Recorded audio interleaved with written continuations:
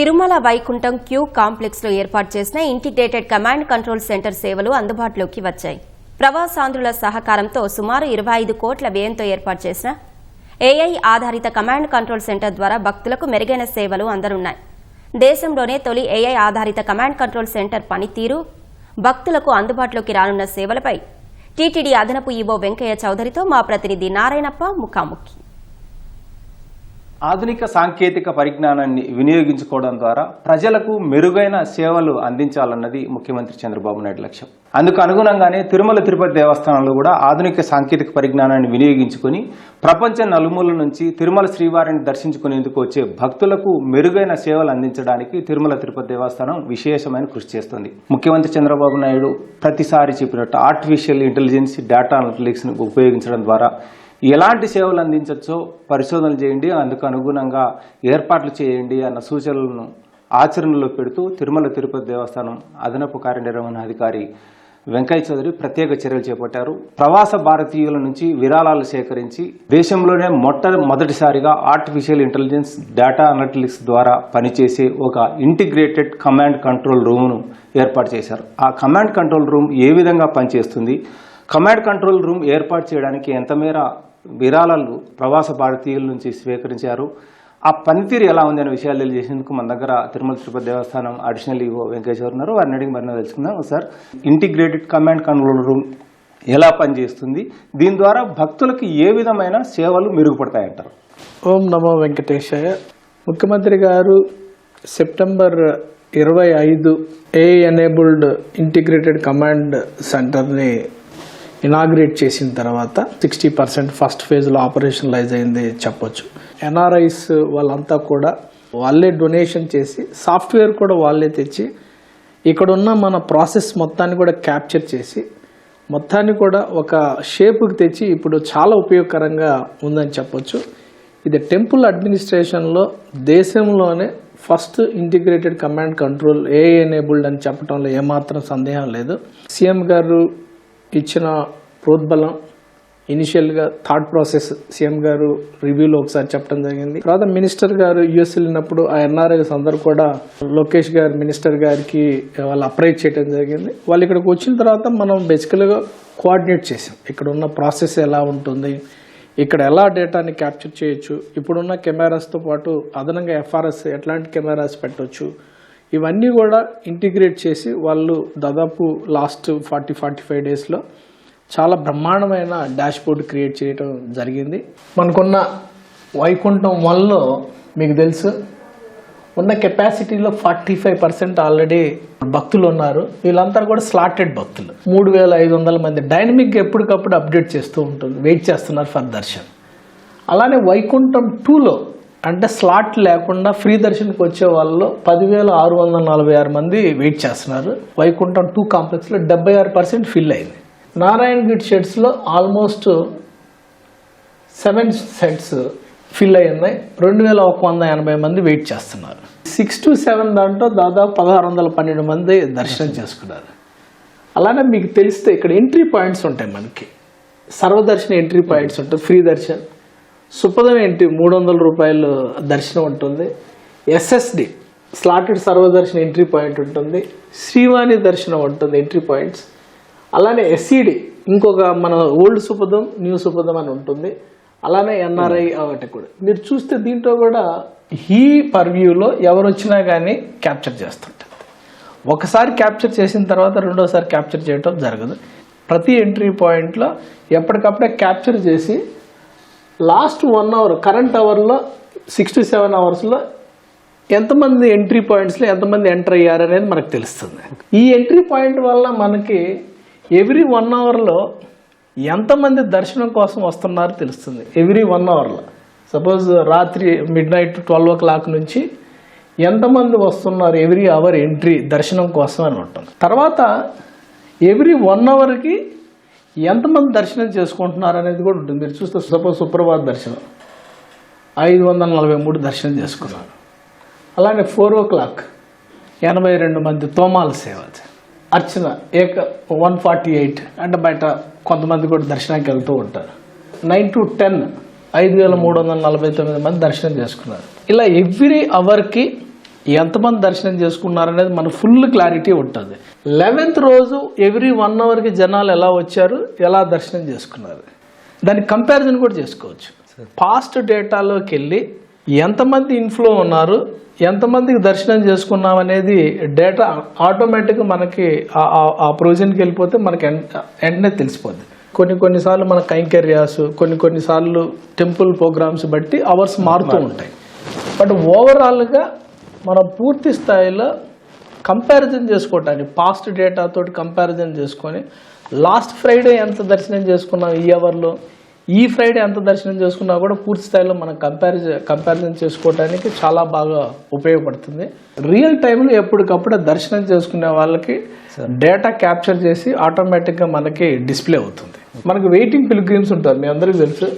వైకుంఠం 1 బేసికల్గా 300 రూపీస్ వాళ్ళు స్లాటెడ్ దర్శనం వాళ్ళు ఇక్కడ ఉంటారు. 25 కంపార్ట్మెంట్ మనం పిలిగ్రిమ్స్ వాడతాం. ఈవెన్ 30 కంపార్ట్మెంట్స్ ఉన్నా కానీ మిగతా పర్పసెస్ పోను 25 కంపార్ట్మెంట్స్ వాడతాం. ఫిల్డ్ 11 అపార్ట్మెంట్స్ ఇప్పుడు ఫిల్ అయ్యి ఉన్నాయి. వేకెంట్ 14 ఉన్నాయి. సిస్టమే జనరేట్ చేస్తుంది recommended release C15, C31, C30, C28 ఈ 4 కంపార్ట్మెంట్స్ మీరు రిలీజ్ చేయండి అని సిస్టమ్ మనకి అడ్వైజ్ చేస్తుంది. మనం పర్టికులర్ టైంలో స్లాట్ ఇస్తాం. 3 o'clock, 4 o'clock, 5 o'clock ఆ టైంలో వాళ్ళు వాళ్ళు దర్శనంకి వెళ్ళాలి. అందుకే మీరు చూడండి స్లాటెడ్ పీపుల్ ఎక్కడా కూడా అన్ని గ్రీన్లోనే ఉన్నాయి, రెడ్ ఉండదు సార్.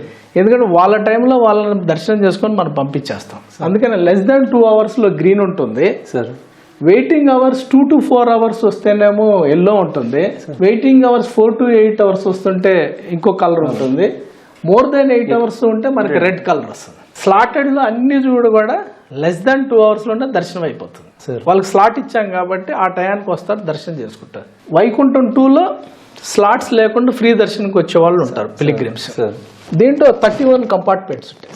ఇప్పుడు దాకా 26 ఫిల్ అయి ఉన్నాయి, 5 వేకెంట్ ఉన్నాయి.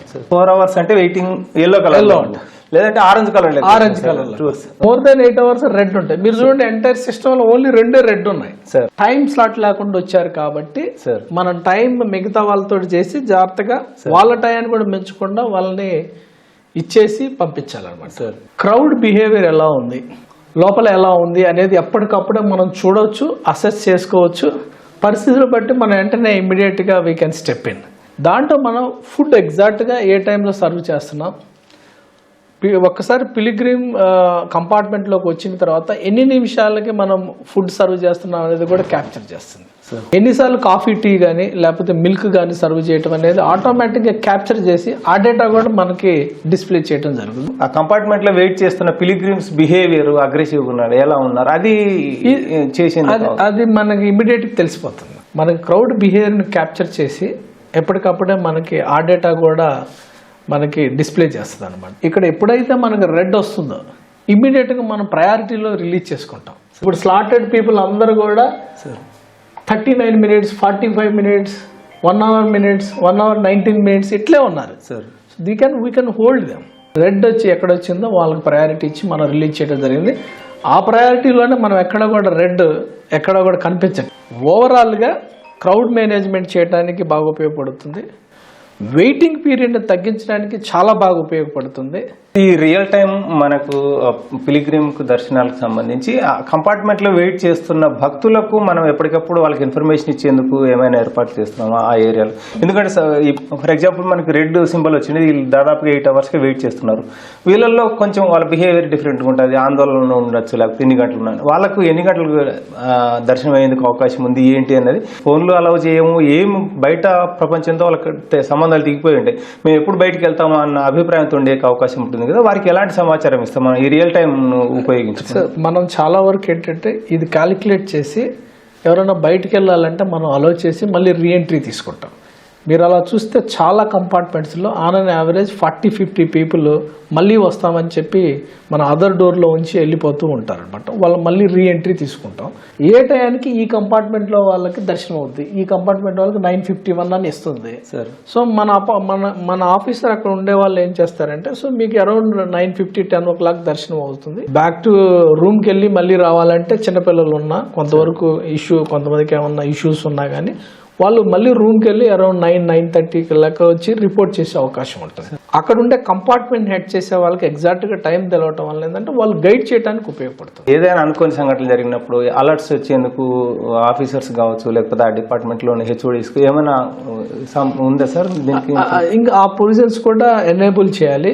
యాక్చువల్గా అవి కూడా ఉన్నాయి, ఆప్షన్స్ కూడా ఉన్నాయి అలర్ట్స్. సో ఎస్, ఇంకా రాబోయే ఒక 15-20 డేస్లో అవి కూడా అలర్ట్స్ కూడా వచ్చే విధంగా చేయొచ్చు.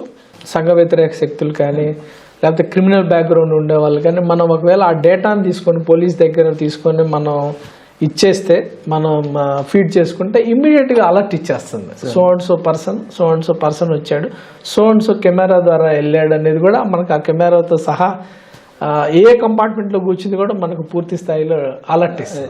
భవిష్యత్తులో క్రిమినల్ బ్యాక్గ్రౌండ్ ఉండే వాళ్ళు కానీ మాల్ ప్రాక్టీస్ చేసే వాళ్ళు కానీ ఒకసారి మన సిస్టంలో డేటా ఫీడ్ చేసుకుంటే ఆటోమేటిక్గా మనకి అలర్ట్ జనరేషన్ వస్తుంది. అనగా ఏ ఏ ప్రాంతాలకు విస్తరించి మనం ఈ క్రౌడ్ మేనేజ్మెంట్ కోసం ఓన్లీ తిరుమలైనా లేకపోతే తిరుపతి అలిపిరి దగ్గర నుంచి వెహికల్స్ ఇన్కమింగ్ కావచ్చు, లేకపోతే పిలిగ్రిమ్స్ ఇన్ఫ్లో ఎలా ఉంది, వీటన్నిటిని మనం చేసేందుకు ఏమైనా? ట్రాఫిక్ మీద వర్క్ చేసేటప్పుడు ఏంటంటే మనము ఫుట్పాత్ ద్వారా ఎంత వస్తున్నారు అలిపిరి శ్రీవారి మెట్టికల్లి, అలానే వెహికల్స్ సప్తగిరి టోల్ ప్లాజా దగ్గర ఎలా వస్తున్నాయని వర్క్ చేస్తున్నాం. 1 వీక్ 10 డేస్లో దానికి దాదాపు ఒక 240 కెమెరాస్ వస్తాయి. అవి కూడా మనం డొనేషన్లో తెప్పిస్తున్నాం. 3 ఎంట్రీ పాయింట్స్లో ఉంచి ఎన్ని వెహికల్స్ వస్తున్నాయి, ఎంతమంది పిలిగ్రిమ్స్ పైకి వస్తున్నారు అనేది కూడా మనకు క్లారిటీ ఉంటుంది. ఒక రోజులో ఎంత వస్తున్నారు క్లారిటీ ఉంటుంది. అలానే ఎవ్రీ అవర్లో ఎంతమంది పైకి వస్తున్నారో కూడా మనకి ఫుల్ క్లారిటీ ఉంటుంది. ఏ టైంలో మనం గేట్ ఓపెన్ చేసుకోవాలి, ఫ్రీ దర్శనంకి whether we need to stop it, ఆ రోజు ఎక్కువైపోయారు, మోర్ దాన్ 15 hours 13 hours అవుతుంది అన్నప్పుడు వీ క్యాన్ క్లోజ్ ఇట్, మనం గైడ్ చేయొచ్చు. అది అడ్మినిస్ట్రేటివ్గా బాగుంటుంది. అలాగే పిలిగ్రిమ్స్ పాయింట్ ఆఫ్ వ్యూ కూడా చాలా బెటర్గా గైడ్ చేయొచ్చు. మనకి సెంట్రలైజ్డ్ పబ్లిక్ అడ్రస్ సిస్టమ్ కూడా ఉంది.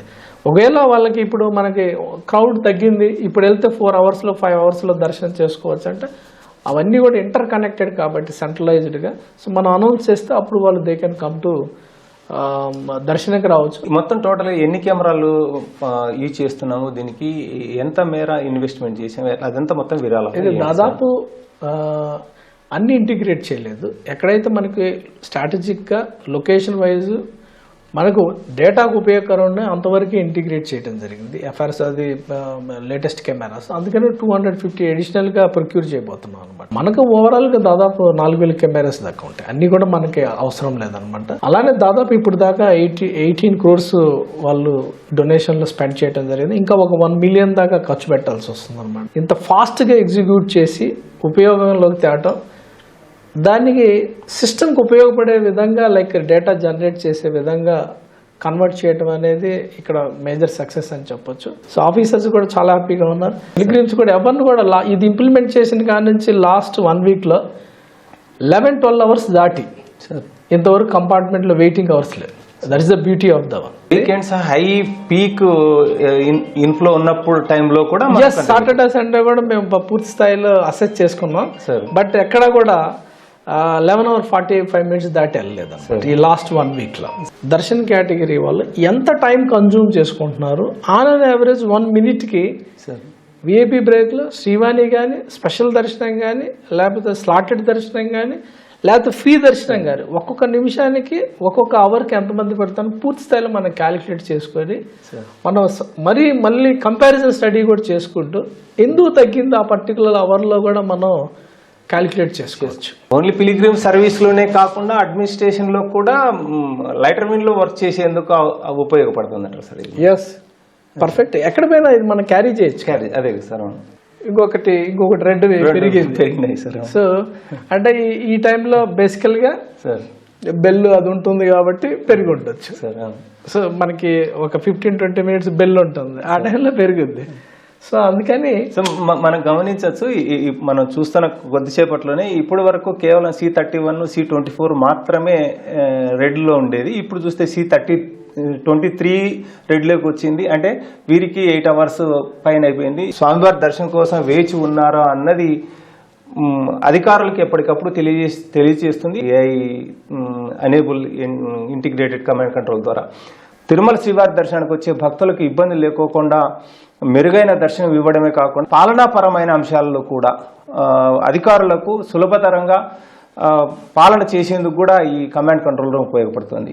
టీటీడీ మీద ఎలాంటి భారం లేకోకుండా విరాళాలతో ఏర్పాటు చేసిన ఈ కమాండ్ కంట్రోల్ రూమ్ భక్తులకు అటు టీటీడీకి కూడా ఎంతో పేరు తెచ్చేలా పనిచేస్తుంది.